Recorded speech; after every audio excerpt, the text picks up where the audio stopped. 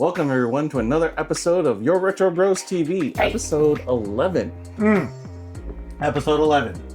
Episode 11 is very important. Yes. This is going to be a different kind of podcast or different kind of show this time around. This is going to be a movie review and just thoughts. So, hoping you've seen it already. If not, be tuned. Spoiler alerts, maybe. Spoiler alerts. Spoiler alerts. Spoiler alerts. We'll give you fair warning. Fair warning. So for those that haven't watched it yet, but we just watched it today. Yes, we did. As far as us watching it today, today's the first Sunday of the premiere. Right. First Sunday to premiere. We watched it. It wasn't too packed. No. It wasn't too packed. It was comfortable. But speaking of going to a theater. Yeah, theater experience is important to the movie you're watching. Yes, very much so. And we decided that we really wanted to see this opening weekend. Get into a nice, comfortable theater.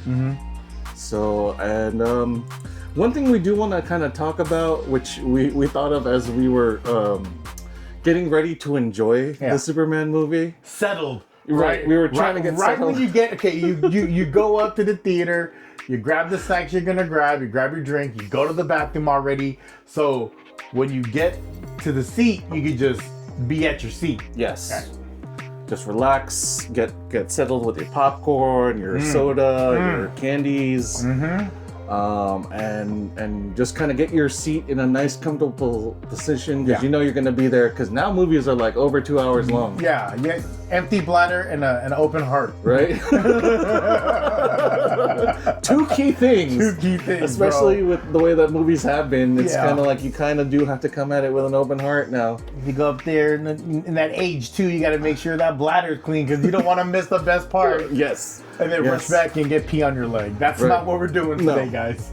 No, not today. That's not good theater etiquette. No, that is not good theater etiquette. What's also not good theater etiquette?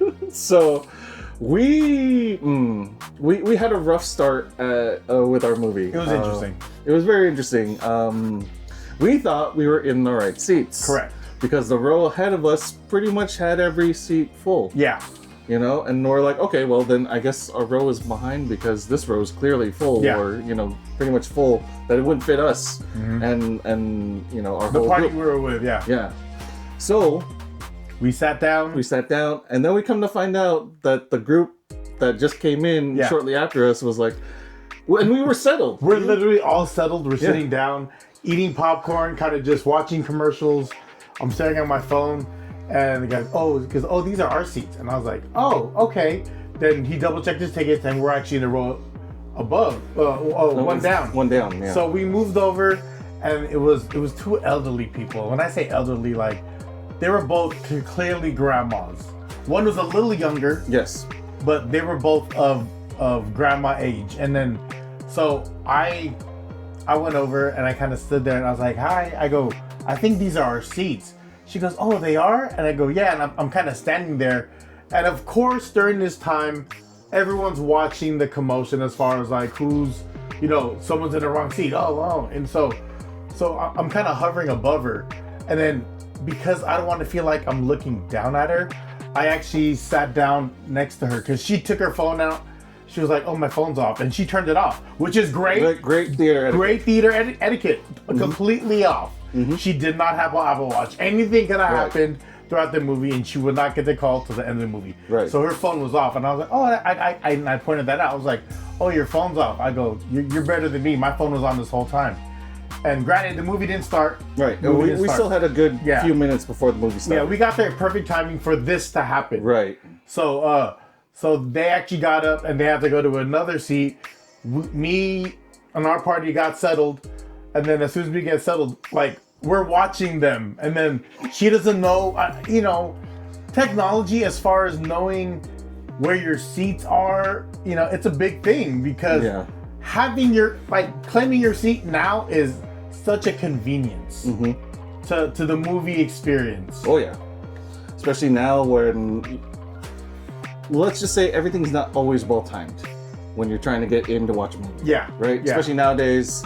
with everyone, rushing in to get to their seats and everything. The snack line could be long. The bathroom line could be long. Exactly. Parking could be long. There's every factor that could delay that, right? Right. And anything that can go wrong will go wrong. Yeah. So shit happens. Yeah. But we weren't upset or anything. It's an honest mistake. Yeah. Not mad at all, but it was just more of like awkward. But it was we watched them sit in the seat and then literally they were asked to move again. And you felt bad for them because it's older people, and I'm like, look at y'all ruining the movie experience for people. You don't know where to sit. I almost wanted to ask them. It's like, do you need help finding your seats? Yeah. Like I actually think some people were sitting in their seats. I think so too. I think people were sitting in their seats, so they didn't want to cause a It didn't want to trickle down. Yeah. So, but it did. It trickled up and then went back down. But it was all an honest mistake, and but today it's so easy to get upset at someone, right? Yeah. Especially when you're running late, running behind, or you're trying to watch a movie. But those are the kind of things. Those are the kind of etiquettes that really need to really hit home and just say, like, take a second. It's upsetting, but it's not the end of the world. Yeah. And just give them a little extra kindness and say, hey, no rush, but you are in your seats. Yeah. But you're talking to someone's mom, someone's grandma, Right. someone's Exactly. sister, someone's wife, dad, father, brother, whatever. You know what I mean? So just give it a second. Not everyone's out there to get over, right, or to pull a fast one on people, Mm-hmm. right? That's the important thing. So it's a small mistake, and I think mistakes, especially now in like the gotcha era, right, or like the camera phone era, everyone's trying to catch someone slipping right. and do a mistake. It's like, man, I mess up all the time, bro. Yeah, keep that camera on me. Right. I mess up all the time. Yeah. So just as far as theater etiquette goes, if something like that happens, treat it with kindness. Yeah. Treat it with kindness. Goes a long way. Patience. And you're all there for to enjoy the movie experience. Yeah. Let's not ruin it for anyone. Yeah, you're gonna be sitting in the same room for this person for the next hour plus. So Right, exactly. have good energy. It's fine. Because the people approached us, they're like, "You're in our seats." I was like, "My bad. We're over here." Yeah. Like, oh, okay. But yeah, movie etiquette. Just be mindful. Mm-hmm. And again, honest mistake. Just treat it as it is. Yeah. Honest mistake. Yeah. Everything is good. Everything is good. Speaking of good, though, Yes. we really enjoyed the movie. The party we were with, we had a high score. When we give it the 1 through 10 disclaimer, we seen. Right. What movie did we see? We watched Superman. This is his dude. Since I was 4 years old, I've been a Superman fanboy. And to let you know, I have not stepped foot in a movie theater opening weekend in a long time. I did this for you. And I'm glad you did. Yeah, no, I'm so glad I did. Like, our whole party enjoyed it. Yeah. It was a really good great. movie. It was, okay. Just talk about the elephant in the room. DC has had a hard time in the movie realm. Right. They haven't had a lot of home runs. Mm-hmm. Mm-hmm. There's a lot of second base, a lot of third base, but there's very seldomly has been a home run for them in the last how many years? You're a true DC fan. I definitely want to say in the past decade. I mean, it's gotten better. It's gotten better. It's definitely gotten better. But their competition's so tough. Yes. Like, Marvel set the bar pretty high. yeah. Even with like Marvel with the Star Wars of it, because there's two levels now, right? Mm-hmm. They're playing in two different they're playing with two different powerhouses. So DC doesn't have like the money, Right. I don't know, or the star power. Star power. I just also feel like it gets lost in translation. Okay. Right. Meaning. Like they can't connect to the audience. Not like before in the past. Before in the past, you're talking about like who we see our Superman as is Christopher Reeves, right? Reeves. That is a bar, and we're gonna get to that. We are gonna get to. We're gonna get to that in a minute. But overall, like, great movie. Yeah. Like, great. I'm confident saying that was a great movie. Yeah, within our group, I would say 8.2 would be the average. Yeah. In our group, like, there was a lot of 8s. There was a. I know I gave it a solid 8. Yeah, I gave it an 8.5. I definitely, like, and I'm a Marvel guy. Like, I never, like, I'm not gonna say I never liked DC, but we talked about this previous. DC ran the hero movie scene from the 80s to the 90s, from Christopher Reeves to Batman. And then all of a sudden, after, like, when Disney starts playing with, like, X-Men was solid, but it wasn't like I need to watch this movie again. Right. The rewatchability of the movie wasn't there. It wasn't until, like, Marvel Disney started playing to where you starting to see the full potential of what movies could do with a bigger budget. Right. We got a good glimpse of that in the earlier days of the Marvel Cinematic Universe with Iron Man, Captain America, Thor. They fucked up Hulk a bunch of times. They eventually got Hulk right. I'm not saying they fucked it up, but there was too many different versions of Hulk. Right. But yeah, back to DC. This was a really good movie. This is a good start to the Gunverse. That made such a difference. It made it okay. And I hate to say this. This definitely gave Guardian feels. When I talk about Guardian feels, is there's a soundtrack to a moment, and he's so great at capturing that. Guardians of the Galaxy ride. The ride. Okay. They play soundtracks and you feel like you're in the movie. Okay. Because you ride a ride, you feel like you're in it, but like, songs are feelings, right? Yes. Songs Very much so. Are feelings, and he knows how to capture that feeling with a song. And I felt it wasn't heavy. No. But it was. It was the right amount. It was the right amount. It was noticeable to, like, a true, like I'm a Guardian Galaxy fan. As far as the franchise, I was locked in, and I was like, damn, like, I feel this, and it was funny enough. Yes. Without being ridiculous. Right. There's a good amount of comedy. It played really well. It was well balanced. Yes.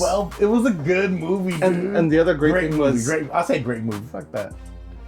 It wasn't as dark as the other DC movies. Yeah. It wasn't too serioso. Right. You had to be able to make fun of stuff and laugh at stuff. That's this audience. That's the millennials. That's who's watching the movies more. Millennials and Zillennials. Yeah. So it was good. It was good. We called it the Gunverse. The Gunverse. It's the start of the Gunverse. Because it's all James Gunn, right? I love it. So this is his first DC movie. Right. I have a great feeling about this. I just hope he keeps the momentum. I was pleasantly surprised. Yeah, and you're a true like Superman's his dude. Real talk. Like I said previous, you could not have a red towel around the house and it wasn't around this guy's neck. It irritated the shit out of me. I hated it. No, what you hated most was when I would do the soundtrack while I'm running around. Oh, that was worse. He was his own cinematic universe. It was terrible. Oh my god. Okay. All right, I'm red. Let's jump into this cast. Okay. Let's go with Hawk Girl. Okay. Hawk Girl is a piece of what they call the Justice Gang. Yes. And this is kind of like the good guys, whatever. Isabella Merced. 24 years old, American Peruvian, Cleveland, Ohio. I don't know any other movies. Well, she was in Dora the Explorer. She was in Insta Family. Insta Family is a good movie on Netflix. If you watch Insta Family, is a good movie. It's a good feel-good movie. I like those. The Last Days of Us. I don't know what that. The Last of Us. The Last of Oh, Us. The Last of Us. Okay. Okay, she was in that. She was in Insta Family, and I think she was Dora in Dora in the Lost City. So that's dope. And this is Hawk Girl, and she was funny. She was also sassy. She was sassy. she was memorable, and she was sexy. And she But she was also fierce. Like she struck fear in her in the enemies for sure. She didn't play. Yeah. She did a good job in that role. And I would say sorry because she had a mask on. Costume wise, it was an ill costume. Yeah. Ill costume. So. Yeah. With her battle mace and everything. Yeah. Oh yeah, battle mace. That's what it's called. That was like the ball with the spikes. The ball with the spikes. All right. And then so we have as a part of the main villain, which is Lex Luthor, played by Nicholas Hoult. For those of you who know him, he's been in Nosferatu most recently in 2024. Okay. I originally know him from a movie called Warm Bodies back in 2003 when zombie movies were kind of a thing. Warm Bodies. Yeah, Warm Bodies. It's a zombie romantic comedy movie. It's a zom-com. It's a zom-com, yeah. It's a zom-com. And then also in between there, in 2023, he played Renfield. The servant of Dracula. Ah. With Nicolas Cage as Dracula. That's fitting. That's fitting. Right? Yeah, so it's kind of interesting. He stays in that bad guy mode. Oh yeah. He's in bad guy mode. So Nicholas Hoult is an English actor. He's got a wide career spanning from film, television, and theater.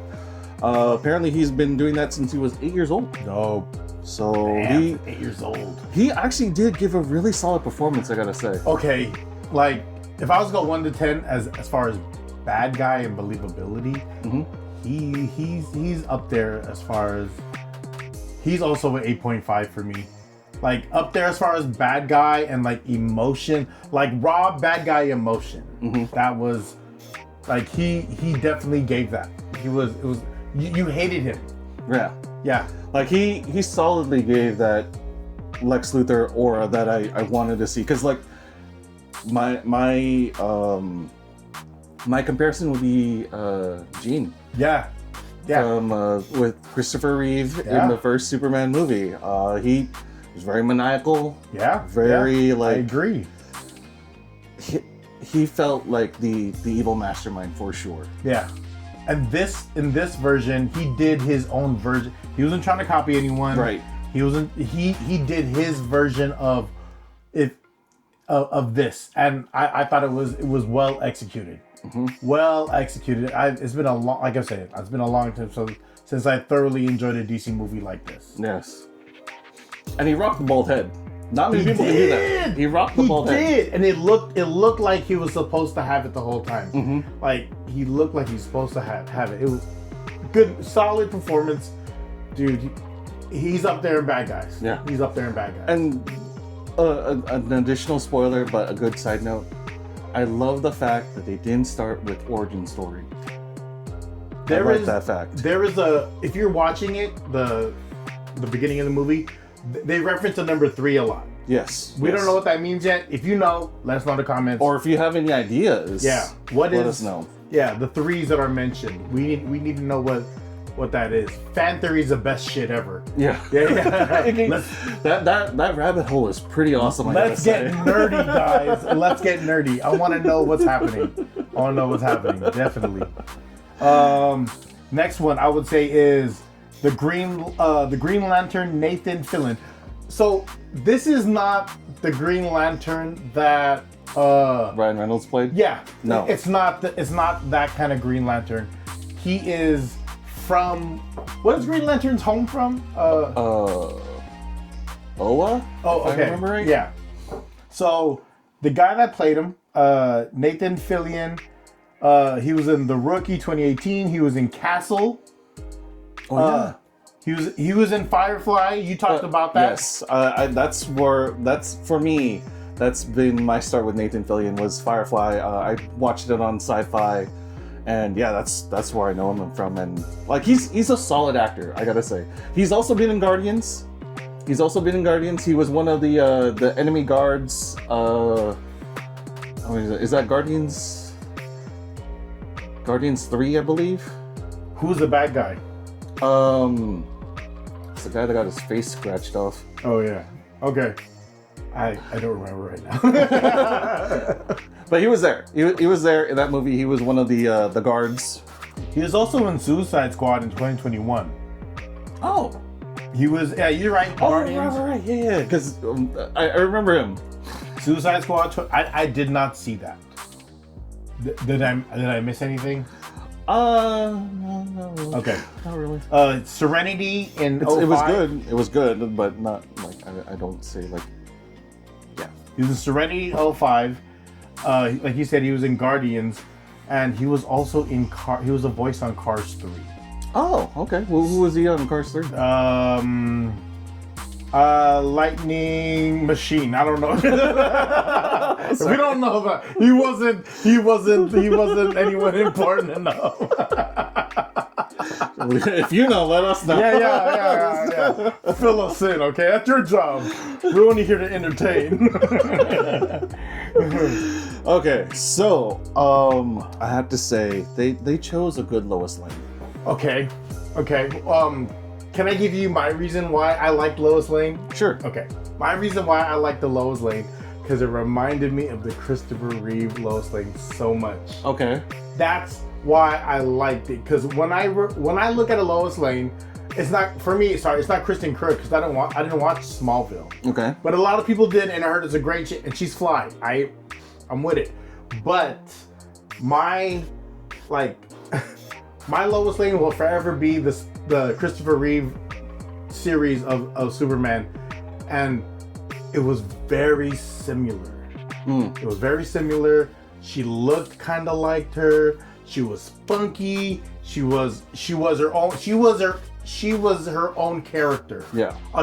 She wasn't a supporting. She was a strong. She did that role really well. She had her presence in the movie. Yeah, exactly. Very strong footprint. As a Lois Lane should. Yeah. Right? Yeah.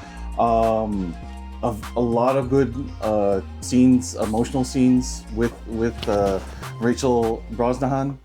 Again, What's her name? Rachel Brosnahan. There we go. Excuse me if I mispronounced that. Sorry, Miss Brosnahan. But she's an American actress. She's best known for portraying Midge Maisel, an aspiring stand-up comedian in Prime Video period comedy series The Marvelous Miss Maisel. Missed that. Sorry. She was also in House of Cards. That was very popular. That TV series. But Kevin Spacey was kind of creepy, so they don't promote it as much.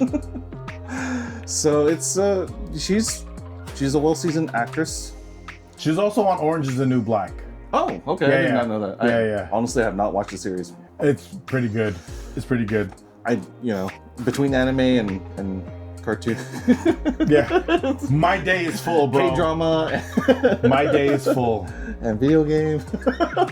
So the next character, and the ones I'm talking about are all like the supporting good guys, right? Mm-hmm.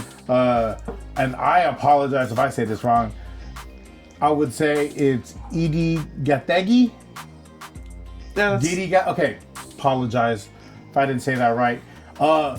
He plays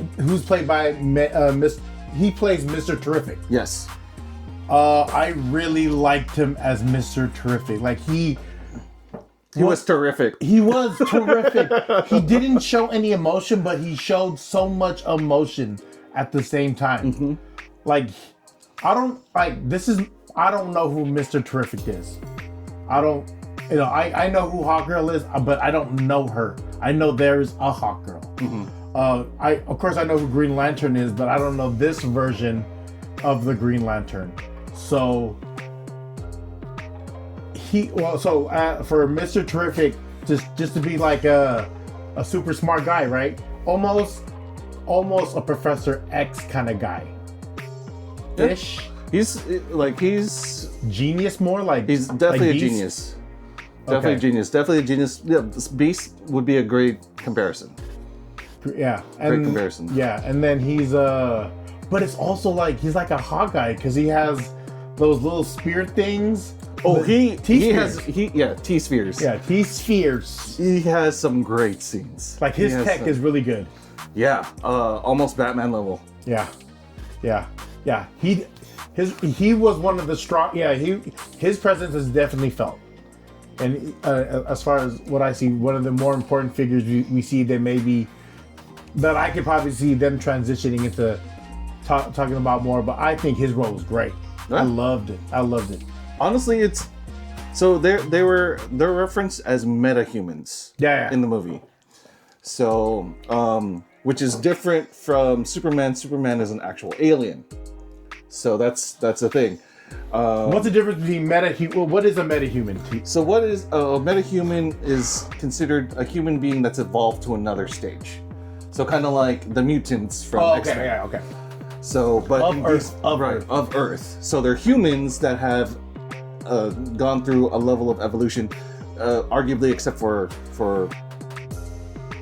Green Lantern and Mr. Terrific, because they don't have superpowers necessarily. It's just their powers are given through either technology or, in this case, alien technology for the Green Lantern ring. Yeah.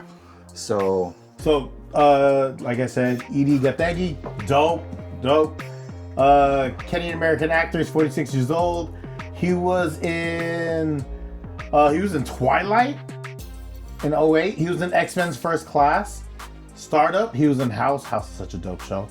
The Blacklist Redemption, The Harder They Fall. I've seen him around. I couldn't pinpoint where I remember him from, but he did that role. I don't know who Mr. Terrific is, but now I do. Yeah, or at least he's on your radar now, right? Dude, yeah, really good performance. Strong performance. Strong performance. Was sick. He also had some funny moments. He did have some good moments, and this is where they call themselves the Justice Gang. Right. That was a Guy Gardner is the rest of the team, not so much as Guy Gardner is the Green Lantern guy. Yes. Guy Gardner is Green Lantern. He gave that name as far as, we're the Justice Gang. And one thing you pointed out is they were in the Hall of Justice. Yes. Spoiler alert, and Easter egg, we did see a shot of the Hall of Justice, which to me was like, dope. I loved it. Yeah. I loved it. I was just like, hey. Yeah. I didn't put that two and two together until you said something. I was like, that's where they are. I didn't. You could really blink and miss that Easter egg, honestly. Was it the front view of it? There was a quick front view, and then they went inside to that scene.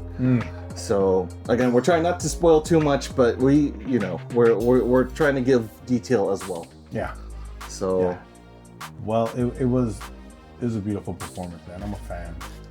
I'm looking forward to the future. Yeah. I'm looking forward to the future. And now we can't. Lastly, we can't talk about the cast without mentioning the main guy. The man, Superman, played by David Corenswet. Yep. So he is an American actor. He's known for Clark Kent, Superman. He's also been in. Let's see. Oh, okay. So he's been in a lot of. There's a movie called Pearl. I remember seeing that on HBO Max, Twisters of 2024. Damn. He was in The Politician from 2019 to 2020. That's with Gwyneth Paltrow, right? Yes. And Looked Both Ways. Yeah, he was not on my radar. No, I honestly did not know who he was. No, not at all. Like I'm looking at his lineup too, as far as like stuff he was in. I've heard of Twisters. I've never heard of Pearl. Politician, I may have caught once or twice, but anything he's listed on, he was not on my radar. What do you give his performance as a Superman fan? As far as like what I see as the traditional Superman, okay, he feels like he's far weaker than the rest. Really? Yeah. As far as like, oh my not God. necessarily performance-wise, but more just Clutching like my pearls right now.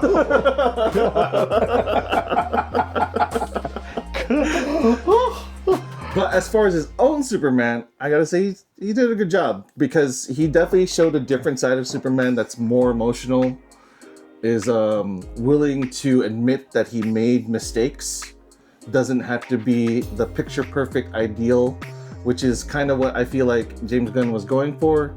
Because I know as a Superman fan, a lot of people, when they look at the DC universe, do not like Superman because they feel like he's very unrelatable.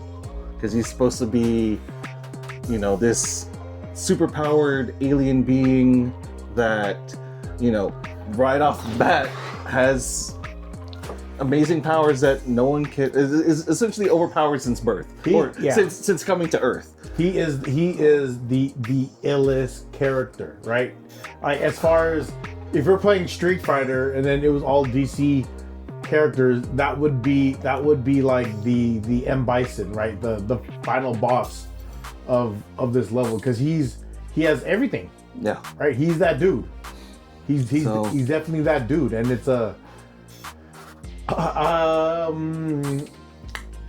he did a really good job to me. I would give him an 8 to 8.5 as far as like rating in my eyes, right? Because I think I really liked the movie.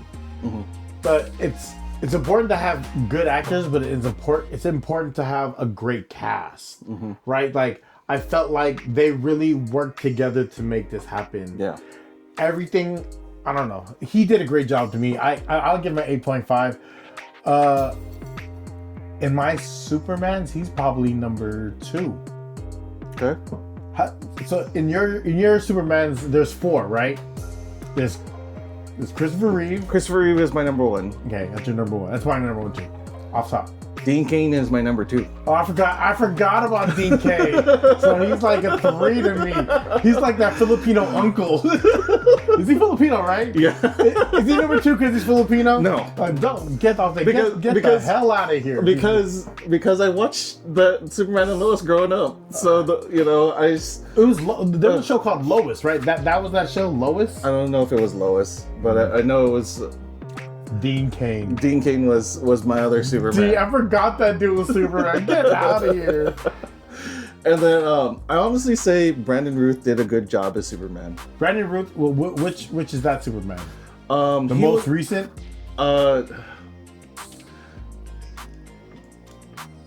He would be the one before Henry Cavill. Okay, Henry Cavill is my 3rd, to be honest. Okay. I love him as Superman. He's done a great job as Superman, but I hold the other 2 in high regard because they tie into my life directly. Oh my God. So Krypton is Arizona. He's the Aeon. Planet Aeon is Arizona for this guy. So, but so God. Henry Cavill would be number 3, Brandon Routh is number 4, and this guy would be number 5. I think he's number 2. But he's in my top 5. There's only 5. No, we don't count the old guy. If it's black and white, it doesn't count to me. Okay. If it's black and white, it doesn't count. We're not even counting like the animation one. Yeah. You have a point. But to me, I'm not saying I like that. Like, I'm associate his score towards the show itself. I never seen the Dean Cain. Okay. I knew he was Superman. I forgot Dean Cain was Superman. Anyone here under the age of 32 does not know who Dean Cain is. They don't. That's true. Really That's true. They don't. So, but that's you asked my honest opinion. Yeah, so fine. That's I forgot he was on the list. I give his performance as a Superman in this movie a solid 8. Solid 8. 8's good. 8. Girl, and I'm very critical. The swirl was there. Yes. The swirl, like his hair was there. His blue eyes were there. The costume I thought was really good. I don't know if Michelle liked it. I thought the costume was really good. They fixed his bloomers, so it didn't look like tidy whities, right? It was more like, you know, when your girl wears these boy shorts. They're called boy shorts. That's a version of girl underwear, people. You go there and be like, that's what it is. It looked like boy shorts, but they were sewn in so he doesn't lose them. You could see this, and I was like, oh yeah, that's boy shorts. The costume is interesting. I am not a fan of the shield. Yeah, the S kind of sucks. I'm not a fan of the way the Hashtag shield looks like. Yeah. Super shit. Hashtag super shit. There were so many good moments. I caught myself laughing out loud. Oh yeah, I was definitely laughing out loud and a good. Yeah. James Gunn did a great job with this. Dad, bravo. Bravo. His performance to me gets a 10. Yeah. His James Gunn experience is a 10. Yeah. On this film. I walked in with very low expectations. And it was popcorn and a Slurpee is what he walked in with. No, popcorn and a Coke. Yeah. With some gummy bears. Oh, so good. But I almost choked on the gummy bear because it was that funny. Yeah. So good. It was pretty funny. Good. I was pleasantly surprised. I'm looking forward to more of this guy being Superman, but I'm looking forward to this universe that's gonna unfold for y'all. I kind of hope they don't reuse anyone from before. I want new everything. I kind of want new everything. You know what I mean? But there is one, like, what if I could have Henry Cavill come back into the into the cinematic universe? It would be the Cavalrine. Through a gap universe? No, through the Marvel Cinematic Universe as the Cavalrine. Meaning what is that? Henry Cavill as Wolverine. Oh, was he Wolverine? He was teased in Deadpool. In Deadpool's like verse, right? Yeah. Oh. So he was one of the Wolverines that he came across in Deadpool 3. Oh. Or the Deadpool and Wolverine movie. So if he could come back as a Wolverine in that cinematic universe, I will be very happy to see that. That'd be cool. So that'd definitely be cool. Yeah, it's I liked it. The last movie I seen DC in the theater was going back to like the 2010s, from the 2010 to 2020, 2019. That's that's Superman that came out. Who was that? That was Carvajal. Was it? Wait. Set that up again. So the Superman's movies that came out, that came out, that was like an origin story Superman. Oh, the Man of Steel. Man of Steel. Yeah, that's Henry Cavill. That was the last DC movie I seen in the theater. Like Suicide Squad. I waited till it came out. I watched both Man of Steel movies in the theater.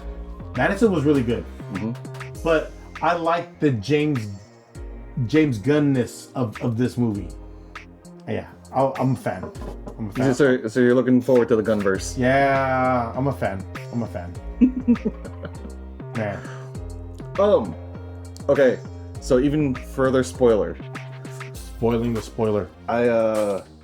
I gotta hand it to our new Superman. He got to play 2 characters.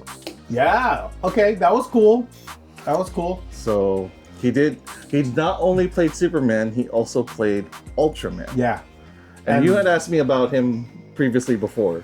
And Ultraman that I know is Ultraman. Like that's the Ultraman I know. I was like, who's this guy? He's not super, he's Ultra. He's not Superman, he's Ultraman. It's like, oh, who thought of that? Lex, good job, buddy. That was a nice little plot twist. So is that true to the? No. So okay. I'll break down what I know of Ultraman and how this whole kind of thing played out. Because again, this is spoiler stuff. Yeah. So again, if you don't want to listen to Nerd this alert. without watching the Superman movie, please mute the stream now or mute the video now. Ultraman is supposed to be from a different version of Earth, an evil version of Earth, where all of the Justice League are villains. Okay. And Ultraman is the evil version of Superman. Okay.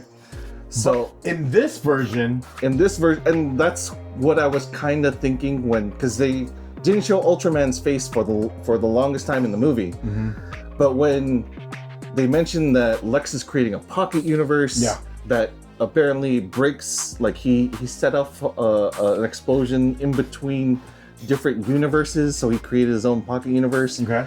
That the other universe it like was touching would have been that evil Superman's universe, and he pulled the evil Superman over, is what I was thinking.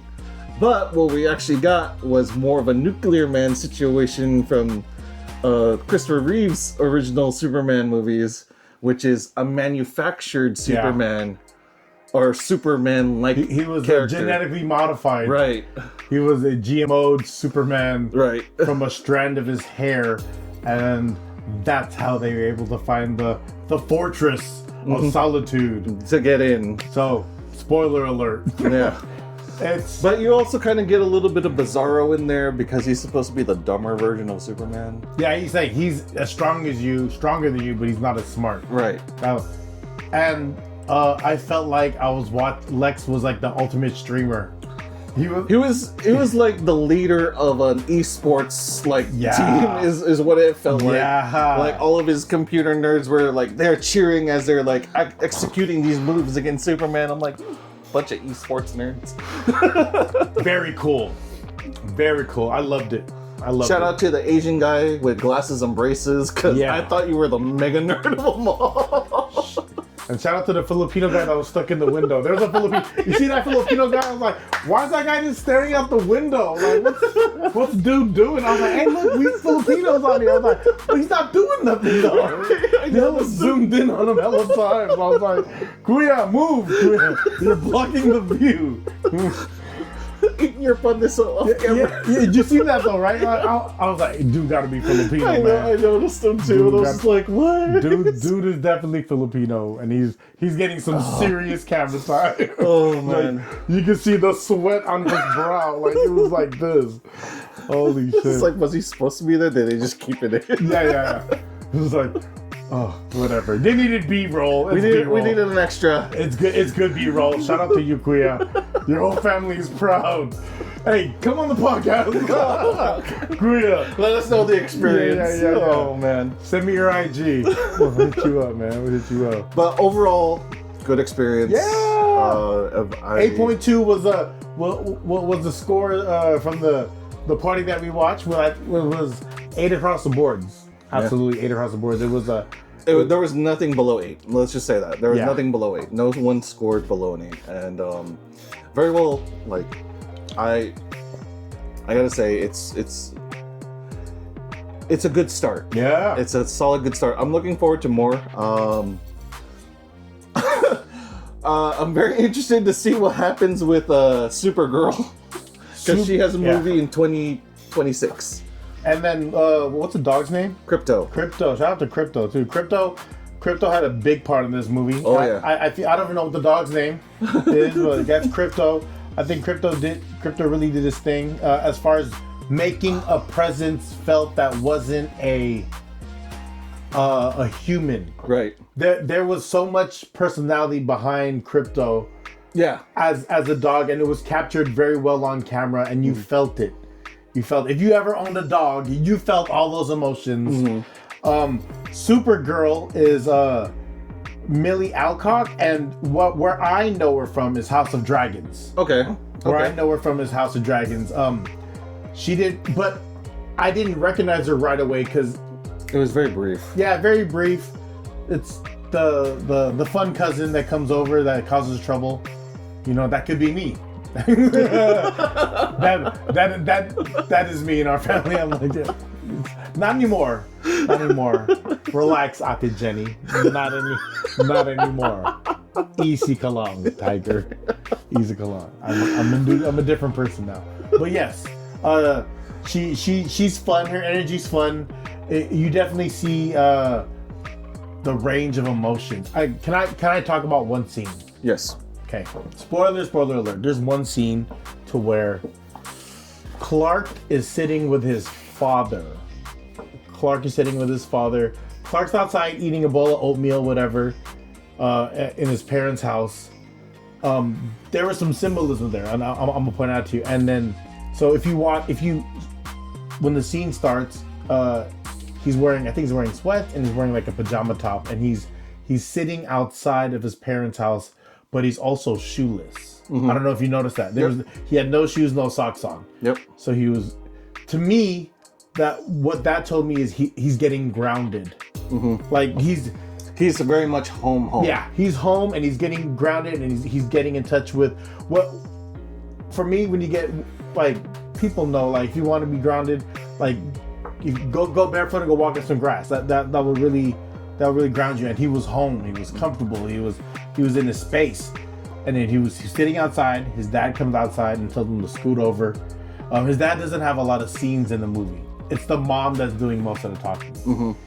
But whenever his dad, well, at least this specific scene, what he said to him, very powerful. I cried.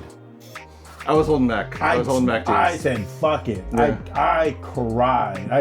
I had a good tear with that, and I think that's why I liked it, because a lot of emotions were able to be met, and he played with it. He did really well, and I was like, damn. I caught a tear as a father, as a son with a father that I love. I felt that moment. I really felt that moment, and it's a good reminder, and it's a good like grounding moment to kind of like piece it together. And then you see like the mom is actually like the strong one. Hey, your father's mush. Okay, get over here, watch TV. Like the dad's like, pretty much the mom saying, your dad's soft. Your dad's like he's a softie. And then there's key scenes to where when you first go into Portraits of Solitude, it was a video of his parents, his biological parents, that kept being played from his voyage to the Earth, right? And like I said, spoiler alert, at the end, it's the image of his foster parents, the parents who raised him into who he is. And there was so much depth there. There were so many feelings, and it was warm, it was inviting, it was a very like an awe moment, and it tugged at a lot of heartstrings. So that is easily like 8.5 is my bare minimum score. Rewatchability is 100 though. I could watch. I could rewatch this again. Yeah, that's an easy. I'm pretty sure I could find more Easter eggs watching it a second time. Yeah. But as you said earlier, there were a lot of good moments that made you think back or give you flashbacks from Christopher Reeve's movie. Yeah. That is one of those scenes, definitely for me. The scene with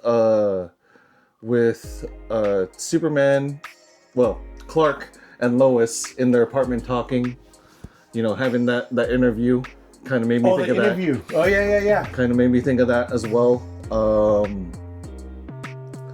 Let's see. The window scenes are always key. Like the exit, you know what I mean? The entrance and exit of like the communication, or having those deep conversations while he's about to fly out the window are key moments. And like that's where I felt like, this feels like a Superman movie to me. Right. Yeah. But I also got to hand it to James Gunn.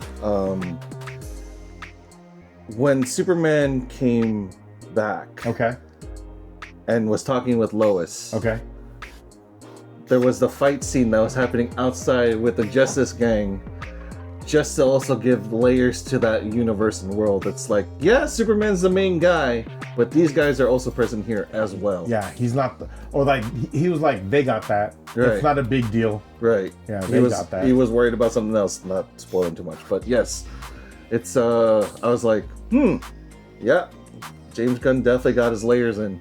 Dude, it's dope. Yeah. It's so good. Layers in is a good point.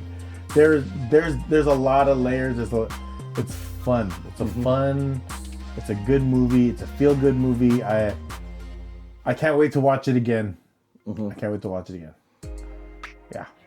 8.5. all the way around. 8 for me. Solid 8. For me. 8. From our group, solid 8.2. 8.2. So solid 8.2. Yeah, it's a heavy B+. But it's a great start. Yeah. It's a great start. And looking forward to more of this Gunverse and seeing more of the other characters. Guy needs to change his haircut. That's hilarious. And you know what? It bothered me too. That was hilarious. If you guys know, you know, that was hilarious and it bothered me. And when she said something, I was like, yeah, do something. Fucking douchebag. Fucking douchebag. Yeah, I really hope they bring more of the... I want to say this because I want to speak it out in the universe because so far it's a good start. Yeah. I want James Gunn to have a good full Justice League. I see it already. Mm-hmm. I see it already. Let's go. Let's go. I kind of want to see what he does with Batman and Wonder Woman. Yeah. I kind of want to see, and I kind of want to see who he picks. Yeah. You know. Start new. No Ben Affleck, dog. We don't need Ben Affleck. He's done. He's good right now. He's good. No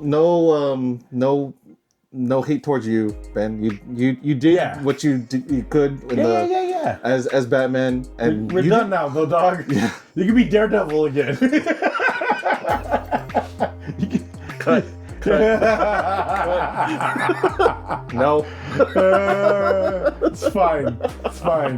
Maybe this one we just can't. You can see, but you just can't talk. We're gonna change up the universe a little bit for you, Ben. It's all right.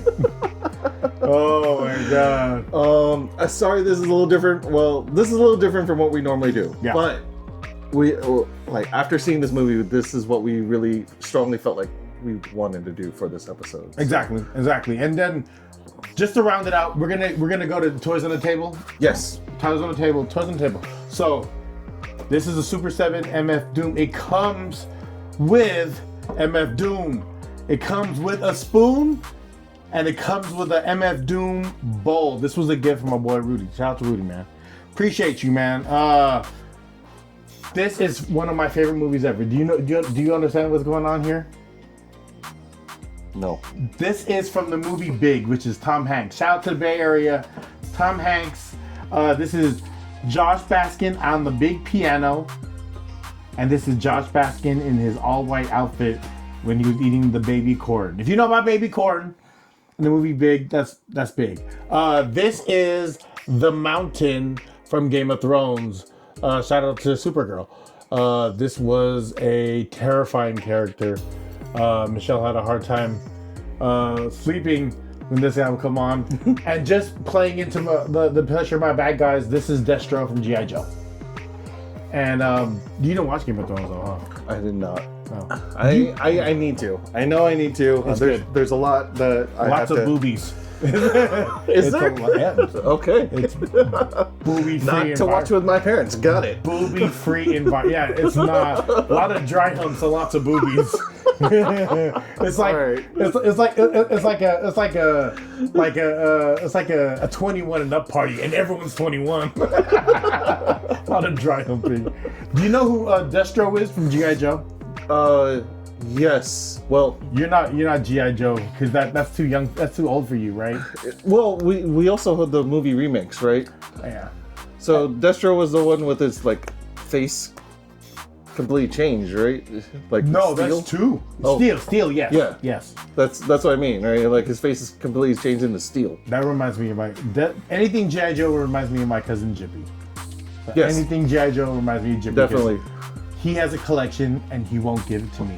He sent me a picture of some stuff he had. I was like, hey, let me get that. He goes, no. This is all I have. I'm gonna give it to the kids. And I was like, they don't want that. I was like, they don't want that. I don't think they would, honestly. Give it to me, man. I'm gonna take care of it. But shout out to Jippy. And our last toy. This is a promo item. This is when I worked for Clear Channel, 340 Towns for Cameo, South Cameo. This is the Sprite character from the Sprite commercials when it was Obey Your Thirst Sprite. I thought this is one of the coolest things because it's a vinyl figure. I don't know anything about this guy outside of him being the Sprite guy, but he's in a Def Jam sweatsuit and he has a little ball of Sprite there and he's standing on speakers. I don't know who he is, but I've always loved this figure because this is when commercials were over the top.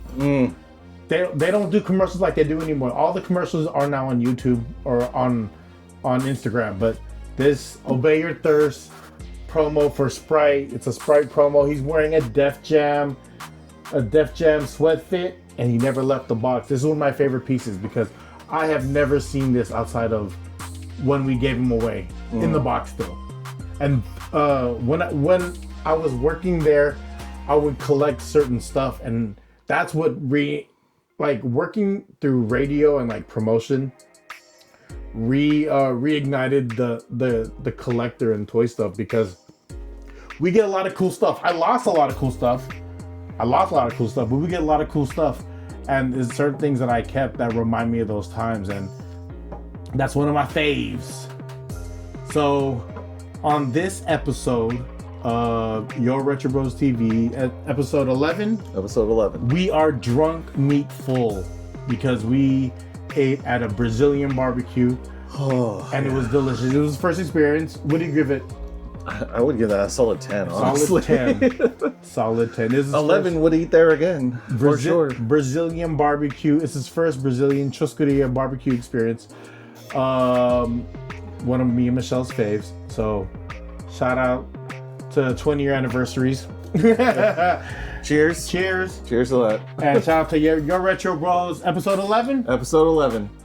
Follow us, Instagram, and all the other socials. Yes. Peace. Holler.